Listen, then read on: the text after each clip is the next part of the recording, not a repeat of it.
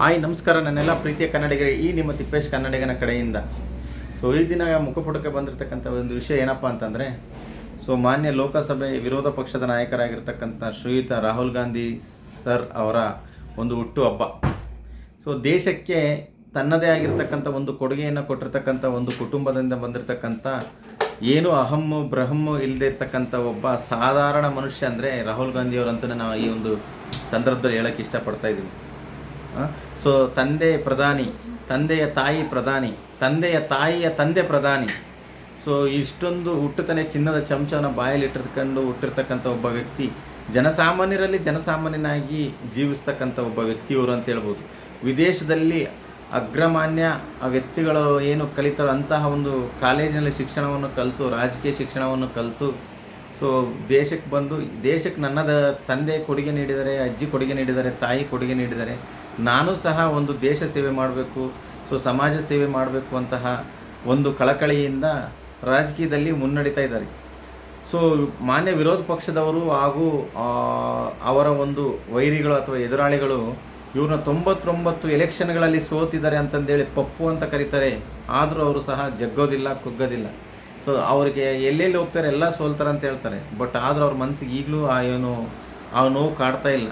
ನಾನು ಇವತ್ತು ಸೋತ್ರೂ ಮತ್ತು ಮುಂದೊಂದು ದಿನ ಗೆಲ್ತೀನಿ, ಸುಳ್ಳು ಹೇಳಲ್ಲ, ಸತ್ಯನೇ ಮಾತಾಡ್ತೀನಿ. ನಾನು ಯಾವಾಗಲೂ ನ್ಯಾಯ ಮಾರ್ಗದಲ್ಲಿ ನಡೀತೀನಿ, ಸರ್ವಧರ್ಮರನ್ನು ಸಮಾನವಾಗಿ ನಾನು ನೋಡ್ತೀನಿ, ಎಲ್ಲ ಧರ್ಮ ಒಂದೇ. ನನ್ನ ದೇಶ ಭಾರತ ದೇಶ ವಿಭಜನೆ ಆಗ್ತಿದೆ, ಭಾರತ ದೇಶ ಖಾಸಗೀಕರಣ ಆಗ್ತಾಯಿದೆ. ಜನಸಾಮಾನ್ಯರಿಗೆ ಎಲ್ಲನೂ ಕೈಗೆಟಕೋ ದರದಲ್ಲಿ ಸಿಗ್ತಾ ಇಲ್ಲ ಅಂತಂದೇಳಿ ಪ್ರತಿಯೊಂದರಲ್ಲೂ ಹೋರಾಟ ಮಾಡ್ತಾನೇ ಇದ್ದಾರೆ. ಇವರು ಹೋರಾಟಕ್ಕೆ ಒಂದಲ್ಲ ಒಂದು ದಿನ ದೇವರು ಪ್ರತಿರೂಪವಾಗಿ ಇವ್ರಿಗೆ ಒಂದು ಒಳ್ಳೆಯ ಉನ್ನತ ಸ್ಥಾನವನ್ನು ಕೊಡ್ತಾನೆ ಅಂತಂದೇಳಿ ನಾನು ಈ ಒಂದು ಸಂದರ್ಭದಲ್ಲಿ ಹೇಳೋಕ್ಕೆ ಇಷ್ಟಪಡ್ತಾ ಇದ್ದೀನಿ. 56 ವರ್ಷ ಇವರಿಗೆ ಪ್ರಸ್ತುತ.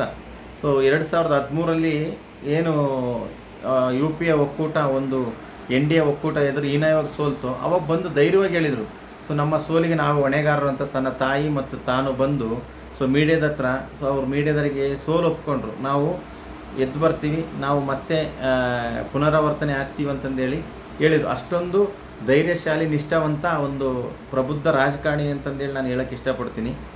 ರೈತರ ಜೊತೆಗೆ ಹೋಗಿ ನಾಟಿ ಮಾಡ್ತಾರೆ, ಮೀನುಗಾರ ಜೊತೆಗೆ ಹೋಗಿ ಈಜಾಡ್ತಾರೆ.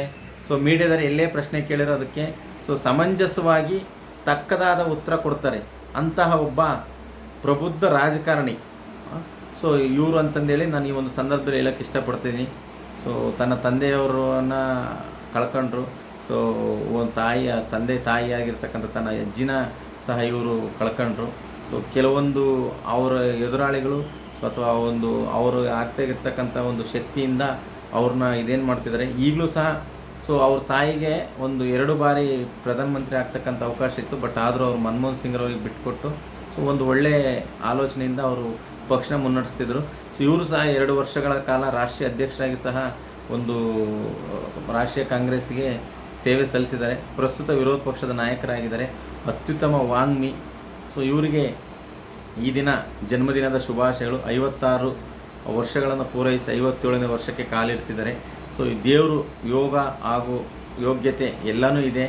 ಮುಂದೊಂದಿನ ಯೋಗದಿಂದ ಒಂದು ರಾಷ್ಟ್ರನ ಮುನ್ನಡೆಸ್ತಾರೆ ಅಂತಂದೇಳಿ ಹೇಳ್ತಾರೆ. ಮುನ್ನಡೆಸಲು ಸೆಕೆಂಡ್ರಿ. ಅವ್ರಿಗೆ ಒಳ್ಳೆಯದಾಗಲಿ ಅಂತ ಹೇಳ್ತಾ ನನ್ನ ಒಂದು ಪುಟ್ಟ ಸಂದೇಶ, ಹುಟ್ಟುಹಬ್ಬದ ಹಾರ್ದಿಕ ಶುಭಾಶಯಗಳು ರಾಹುಲ್ ಗಾಂಧಿ. ಜೈ ಹಿಂದ್, ಜೈ ಕರ್ನಾಟಕ ಮಾತೆ.